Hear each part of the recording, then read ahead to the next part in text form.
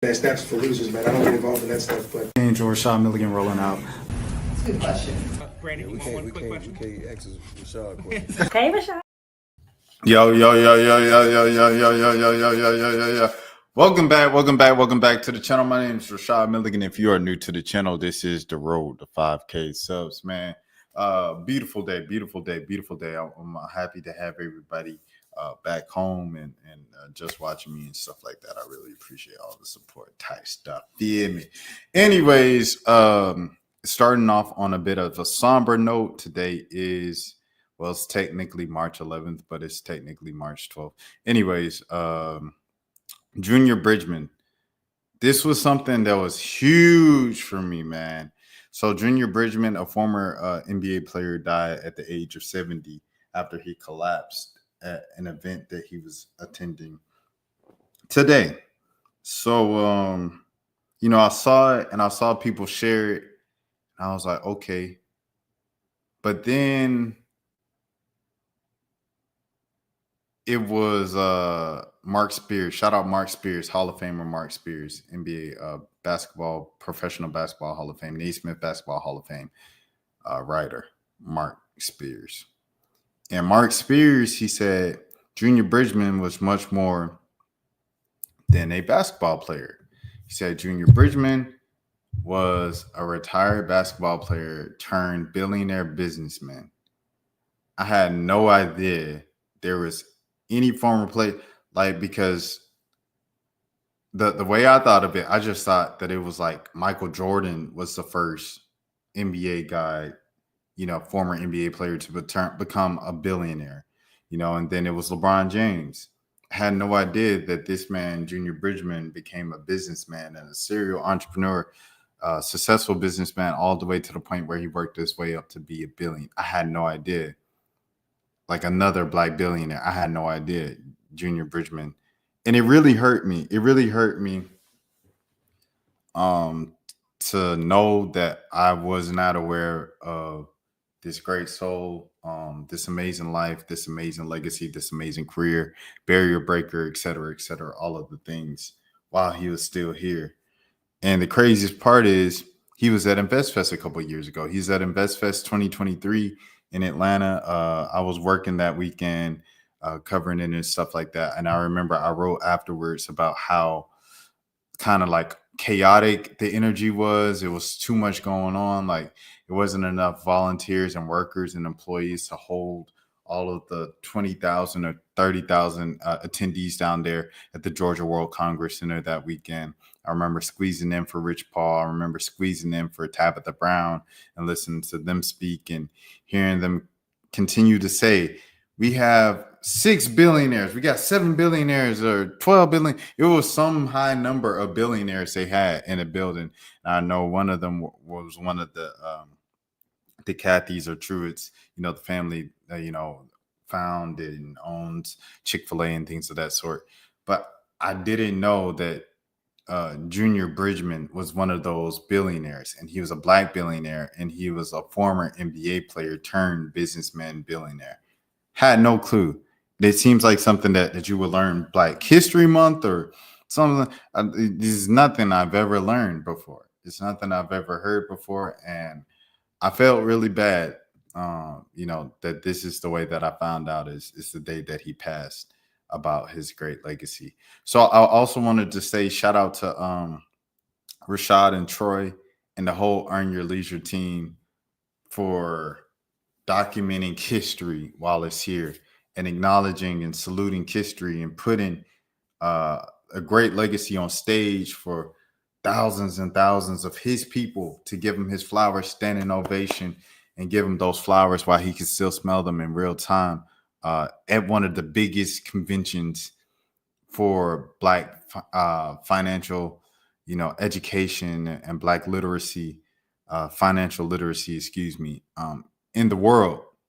The Earn Your Leisure, the InvestFest, everything like that. So I just want to shout out those guys for that and all the work they do. Shout out to Earn Your Leisure for sure. Salute.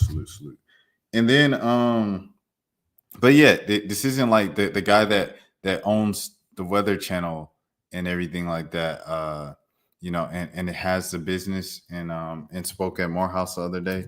Hold on, let me see. I think it's Robert Smith, right? Robert Smith. It's not like the Robert Smiths. It's not like the Robert Johnsons. It's not like all these other black billionaires that I'm kind of like aware of and been aware of throughout all the years. This was someone I did not know, and he owned Jet and Ebony and all of these magazines and stuff like that. Like big, you know what I'm saying? Just a big stamp in media and black media, big stamp in all of these things, this digital footprint and just great legacy that he leaves behind. I had no idea. I just felt terrible. Anyways, Magic Johnson, he's another great businessman. Obviously, NBA player turned businessman, things of that sort. And we don't know if Magic's a billionaire, but like I wouldn't be surprised if I found out he was a billionaire because he's done business for a while. And it's so funny because like his tweets and about basketball and stuff like that are so like surface level. His takes on basketball can be so like, oh, are you sure about that, Magic? And like, but he's like so smart when it comes to business, bro. Like a lot of the people, that you meet, you might try talking sports with them or something, and they can't go beyond surface level type of thing. And sometimes they'll be wrong about stuff and you just kind of let them have it. But they are so intelligent when it comes to like business and closing the deal, and that's why they have thousands of dollars and millions of dollars and things of that sort. So it's like, I don't know, I always admire that, and salute to Magic Johnson for that. Here we go. Here's your statement. I'm saddened to hear about the passing of my friend Junior Bridgeman. I had the privilege of playing against him, and I'll never forget how he had one of the sweetest jump shots in the NBA. But it was his character, his kindness, and his gentle soul that truly left a lasting impression on me. He was one of the nicest guys you would ever want to meet. What people don't realize is that Junior didn't make a fortune as a player, but he turned what he earned into something extraordinary, becoming a billionaire African-American businessman in this country. His business portfolio included owning 450 Wendy's and Chili's franchises in 20 states, Coca-Cola bottling operations in U.S. and Canada, Ebony and Jet magazines, Valhalla Golf Club in Louisville, and he was a minority owner of the Milwaukee Bucks. Junior also served on the boards of the PGA of America, Churchill Downs Incorporated, Fifth Third Bank, Jackson Hewitt, Governor Scholar Program, Crusade for Children's Foundation, University of Louisville's Board of Trustees, Louisville Arena Authority, and more. He is the blueprint to so many current and former athletes across sports that success didn't end when you're done playing. Beyond business, Junior and his wife Doris made a lasting impact on opening doors for African Americans at the Kentucky Derby. Through their annual pre-Derby party and fundraising efforts, they gave access to so many, including myself, to experience this iconic event, something that has historically been out of reach for so many in our community. Thank you, Junior, for being an inspiration on how to be a man, a husband, a father, and a businessman. You spent so much of your post-playing career mentoring and educating athletes, and I always reference your journey when I speak to young athletes about transitioning from the court or field to the boardroom. Your legacy will transcend beyond your financial success to the doors that you open for so many and inspiring generations to come. Rest in peace, my friend. Kiki and I will be praying for his wife, Doris, kids, Eden, Justin, Ryan, and the entire Bridgeman family. So here's another thing too. Oh wow, this is a great photo of the two. Here's another thing too that I want people to also take away from this, and it's a side note. We get a lot of kind of reminders about this all the time. But your health is your wealth, man. This is a billionaire. You know what I'm saying? This is a billionaire right here, and he collapsed. Age 70, he collapses, at his event. And that's it. There's no kind of coming back from that for him. He was just gone. And nothing can quite replace, there we go. Nothing can quite replace your health. You can't buy health. It just is what it is. And it's a sad story. So make sure you take care of your health. Make sure you get checkups. Make sure if you got parents or older relatives that you're pressing them to get checkups, routine trips to the doctor, all of those things, and make sure that their body is good. Everything's going the right way, because what you don't know can hurt you and things of that sort. And I also know that a lot of people like this, a billionaire or something like that, a successful business person, they rarely get sleep. They rarely get rest. And they say, oh, I'll sleep when I'm, the rest. And rest is extremely important because if you don't get rest, your body will force you to rest and things of that sort. So make sure you keep all of those things in mind. Rest in peace, Junior Bridgeman. Thank you for all that you've done. And thank you for leaving the legacy and a story that I'll now go way deeper into researching and learning about, and it will continue to educate generations and generations after me and stuff like that. So salute, Junior Bridgeman. Safe travels, like Tyler Creator says. So yeah, man, safe travels. Rest in peace, Roy Ayers as well. Yes, sir. So second thing, we're going to talk about the current NBA and things of that sort. So tonight, a couple big things happened. The game that I was at, of course, was New Orleans, the Pelicans versus the Los Angeles Clippers. And in that game, Zion Williamson, he had another triple-double, his second career triple-double, and both of his triple-doubles of his career came in the last 2 weeks, which is kind of insane. He's reportedly already the lightest he's been over the course of his career. So he's the lowest weight, the best shape of his life, and he's playing kind of the best all-around basketball of his career currently. He had also in this triple-double, he had his career high for assists with 12 assists, and he was just dominant, bro. He was dominant. In the first half, he really didn't have his shot going. He couldn't really get to the rim the way he wanted to. The Clippers were playing very physical with him. This is something that CJ McCollum brought up in the post game, and they were pretty effective with kind of like preventing him to get to the basket and getting the looks that he wanted around the rim and around the bucket, which is his shot and things of that sort. So what he did was he just distributed the ball. It was something that at the last game I was at, I forgot who they were playing because all the games kind of run together after a while. But they were playing somebody last week, and Trey Murphy in the post game, he was just frustrated because he was like, we aren't moving the ball. We aren't moving the ball at all. And it was the Rockets. It was Houston. I'm sorry. It was the Rockets, Houston. And he was just like, we aren't moving the ball. The ball's getting stagnant. And we're complaining about calls. When we don't get calls, we shouldn't just like stay stagnant and focus on the calls we aren't getting. We should play around that. Recognize how the refs are calling the game and move the ball. And that's exactly what Zion was doing. I don't know if him and Trey had that talk. Probably did. And because Zion was moving the ball in the first half when the shot wasn't going down, he was dishing out some dimes. And before you look up, he had 8-9 assists. And then, he gets 10 assists in the second half. He had 9 rebounds. He grabbed his 10th rebound and stuff like that. And then went immediately into another assist. A home run touchdown pass, a touchdown pass down to, I believe it was Jose Alvarado for a layup to get him his 12th assist of the night and his career high and stuff like that. So Zion went off, bro. He only had like 10 points in the second half to start the second half. And so like you look up and he only finished with only 22 points, but like it was a loud 22 points. And then the fourth quarter, he was dominant, bro. He just took over. It was back-to-back buckets, spin moves. They couldn't stop him, especially when he got downhill. He was unstoppable. And that's what he said. If I'm Zion Williamson, all I have to be is myself, because when I'm myself, no one can stop me in this league. And he's 100% right. No one can stop Zion when he's 100% himself. And that is the reason why people thought that he was going to be the next face of the league after LeBron James retired and stuff like that. So Zion is playing out of his mind. He's playing the best basketball of his career. Now, many people are talking about it because the Pelicans are losing right now. I believe they have third worst record in the Western Conference. If they lost tonight against the Los Angeles Clippers, then they would have been eliminated officially from the play-in contention and things of that sort. So, yeah, they're right there, but they're saying CJ and Zion, they said the season didn't go the way we want to, but we want to compete and we want to make sure we execute so that we prepare ourselves for the summer, the off-season work, and we can come back ready next season and we can kind of perform up to the level that we're capable of. Because I don't know if you guys know, but they were like 147 games last year. They were a playoff team last year.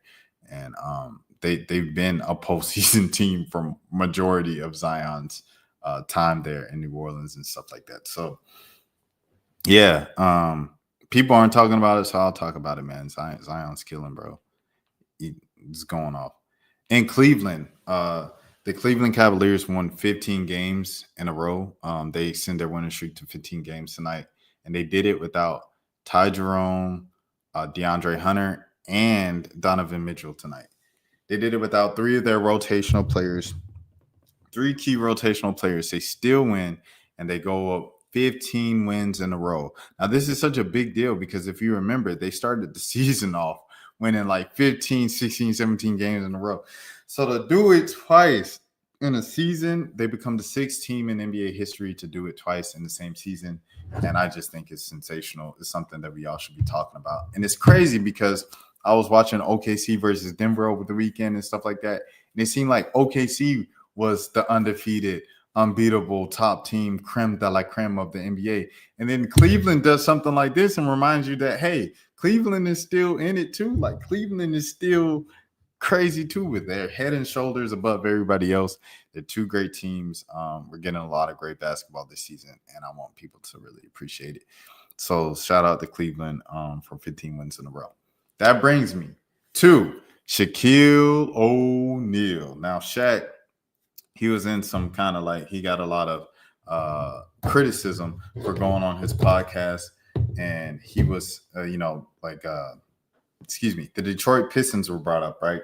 So the Detroit Pistons were brought up, and Shaq was like, oh, that doesn't, impress me at all that the Detroit Pistons are winning games. They aren't like the third seed. They aren't like the fourth seed. It's like, do you have to be, these top four teams? Do you have to be the Boston Celtics, the Milwaukee Bucks? Do you have to be the Cleveland Cavaliers, OKC Thunder, the Lakers to be considered a team that we could talk about and that we care about? And he was essentially like, yes, I don't care about them. And he's like, they're 4 games under 500. He's like, Shaq, they won 6 games in a row. They're actually 5 games over 500. And they got this and that. And so-and-so was Bickerstaff was the coach of the month. And they were coming off of it. It was a whole thing, right? And he was just like, I don't care about Detroit. So they bring it up again tonight on TNT. And he goes, what does he say? He says, oh, yeah, like I like what Detroit's got going on. They got Chauncey Billups doing his thing. I like the directions he's got him going. And Candace Parker, thank God for CP3, Candace Parker. She calls it out. She says, Shaq, I cannot let that slide, Shaq.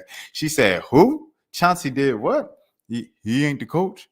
No, it's JB Bickerstaff. Chauncey, the coach of Portland. Oh, my bad. Well, I don't watch Detroit. In the middle of him talking about Detroit for the past 30 seconds, he admits that he don't even watch Detroit. What are we doing?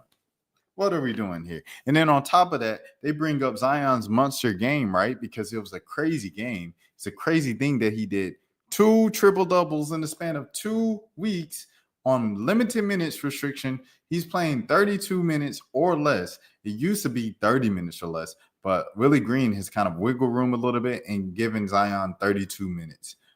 Over the past month, I'll say, since he came back from his hamstring injury in January. And right, so they're bringing up this monster game with these monster numbers from Zion. And Shaq goes, 20 points, that's it? We getting excited for 20 points? I want 27. I want 26 points. That's what I want. Love you, Zion. You could do more. I want more from my franchise player. Bro, the whole team was hurt this year, including Zion, bro. How are you going to contend and be a 3rd, 4th seed when the whole team has been hurt the whole season? DeJounte Murray, their coveted offseason pickup, is out for the season after he already missed a large time from the hand, right? It was like the wrist, the hand, the first game of the season. He was out for a long time. He finally comes back. He plays well for a month. They're finally getting together. They're finally figuring out how to play together because they didn't have a training camp because everybody else was hurt in training camp and preseason. And then he tears his Achilles. He ruptures his Achilles. He's out for the rest of the season. So, like, it's like, what do you want? Brandon Ingram was out for an extended period of time. Then they traded him. Okay, what are we talking about? Herb Jones is still out. I don't even know if Herb Jones is coming back this season.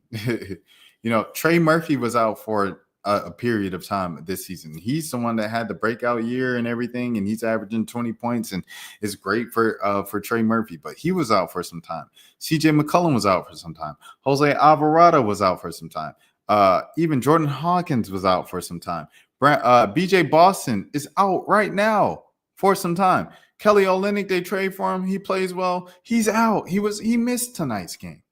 So it's like the whole team is hurt. What do you expect, Shaq? You expect them to be 3-4 seed. But you don't know this if you haven't kept up with the team and you haven't watched the games. It all goes back to simply watching the games. Is it too much to ask for a national television guy who speaks about the game of basketball to watch the games that he's paid to watch? You have one job, and that is watch the games. That's literally it.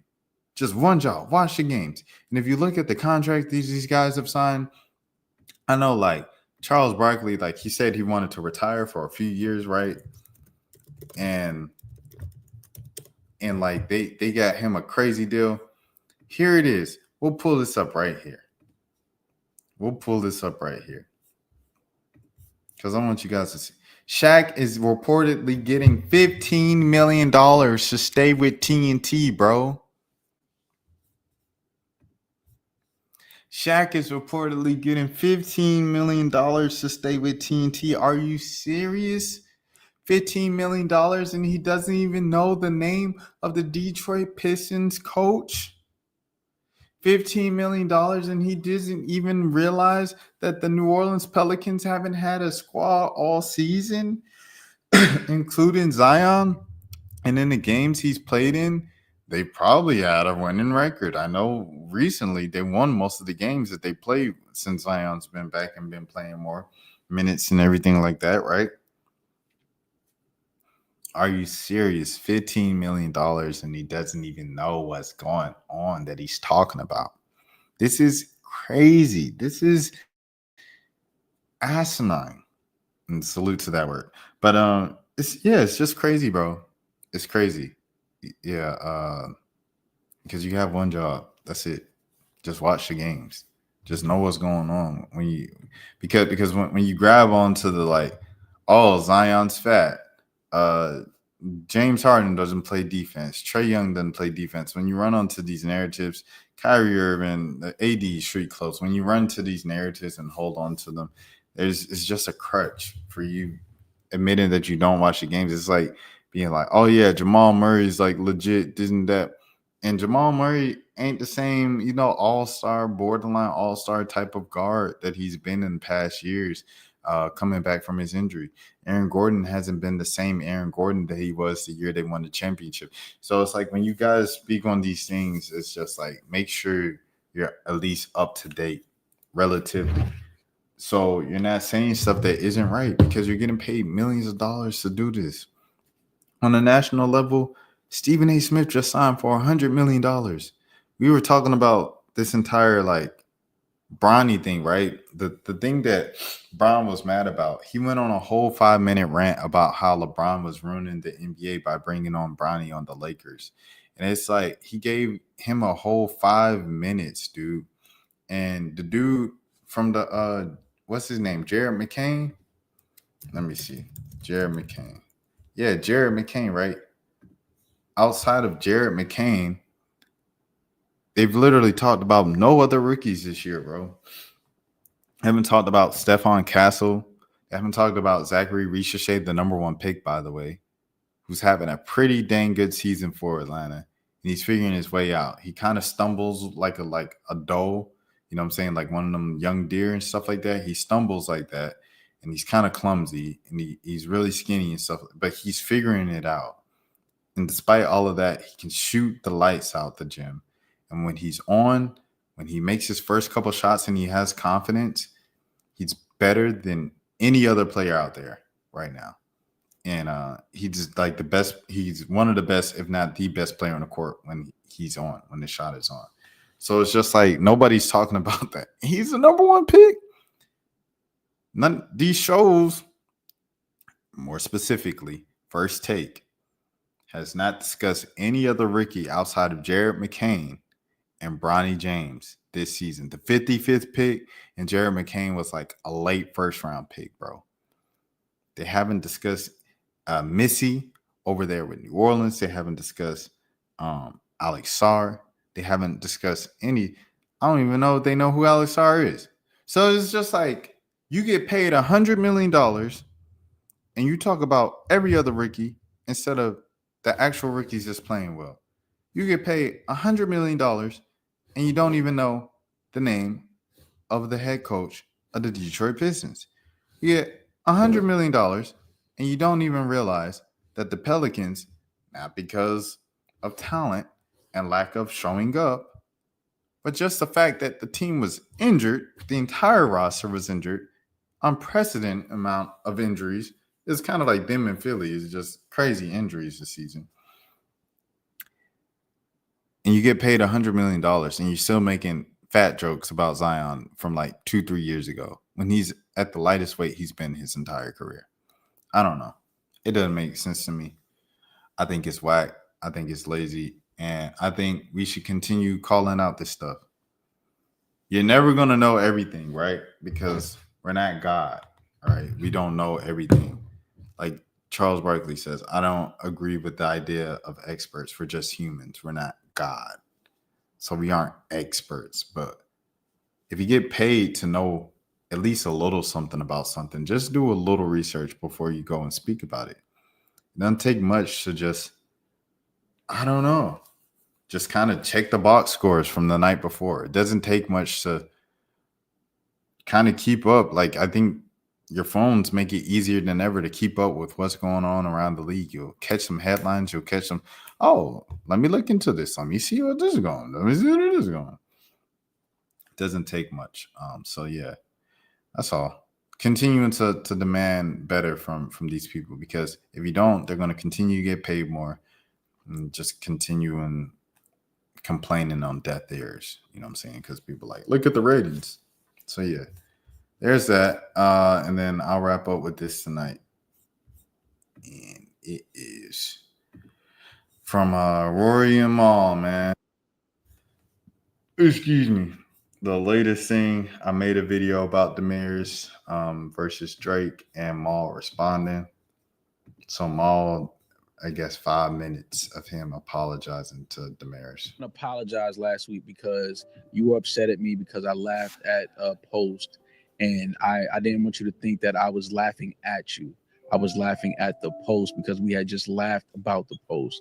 So I don't want you to think that it's not love. It's always love from me to you. I love you and I support you.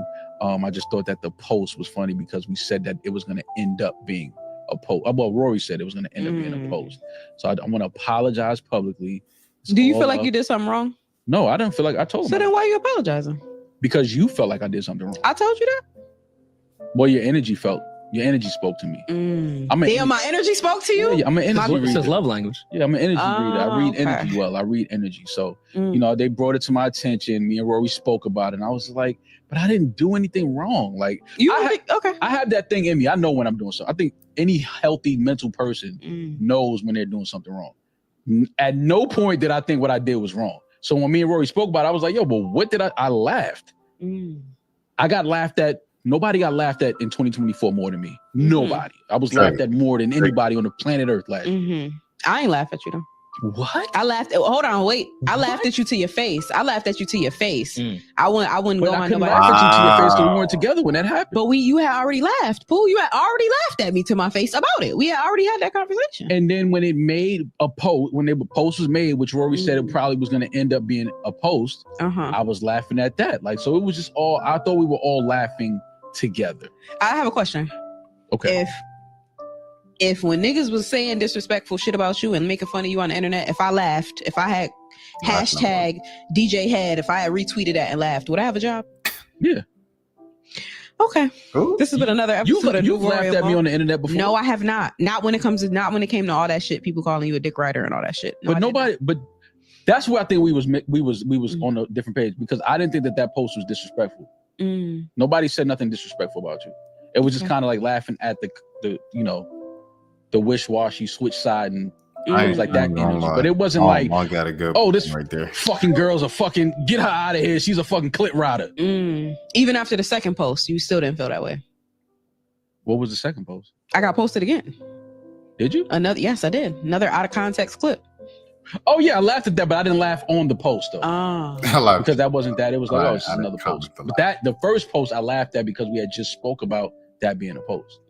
But it wasn't like I wasn't laughing at you. I was laughing at the post. You get what I'm saying? So that's why I didn't feel like I did nothing wrong. But because you felt like I did something wrong, I have to apologize and let you know that it wasn't a personal laughing at Demaris thing. It was just laughing at that becoming a post.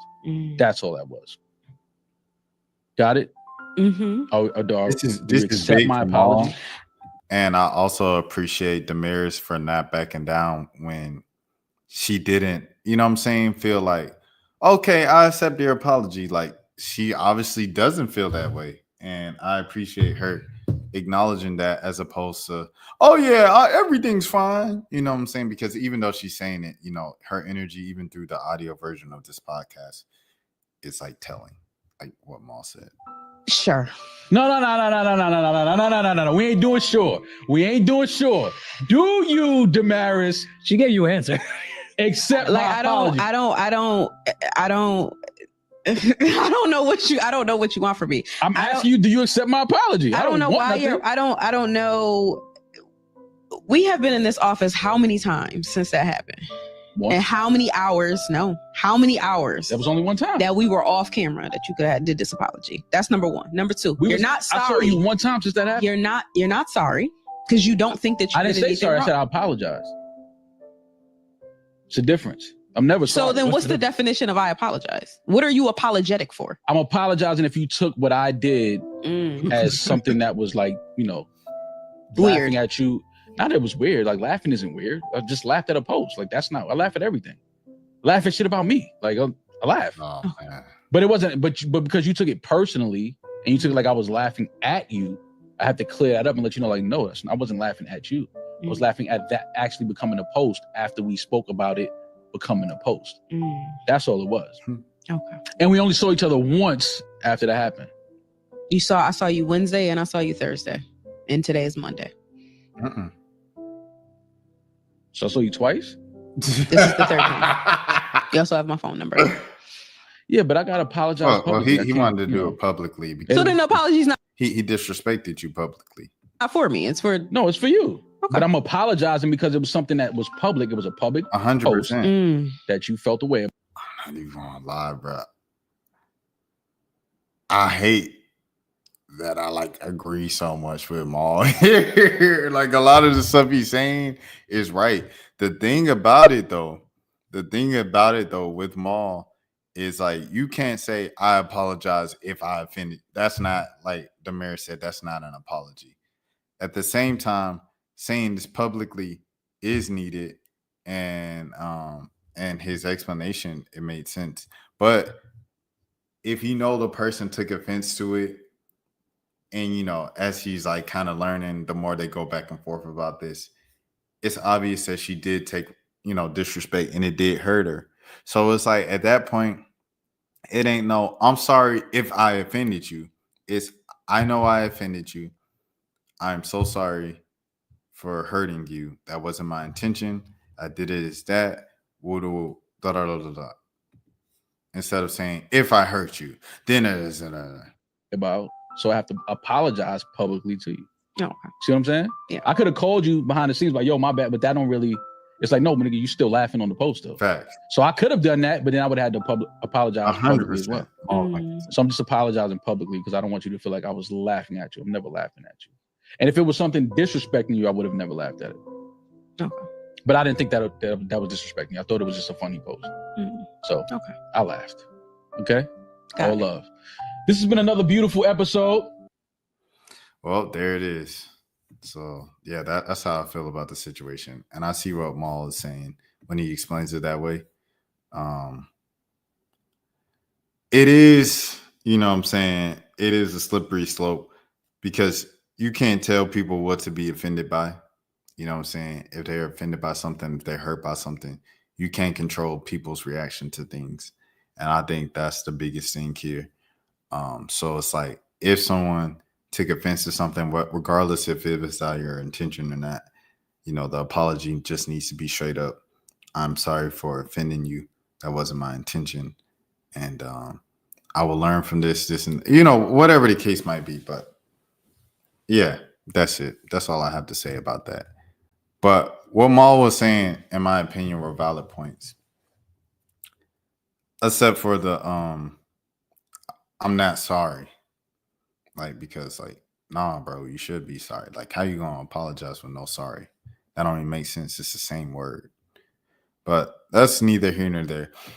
Everybody, if you are new to the channel, this is a Roll the 5K subs. Thank you for another great day. Until next time, you all please take care of yourselves. I need to get some rest. That snaps for losers, man. I don't get involved in that stuff, but Enjoy Rashad Milligan rolling out. Good question. We can't ask Rashad questions. Hey, Rashad.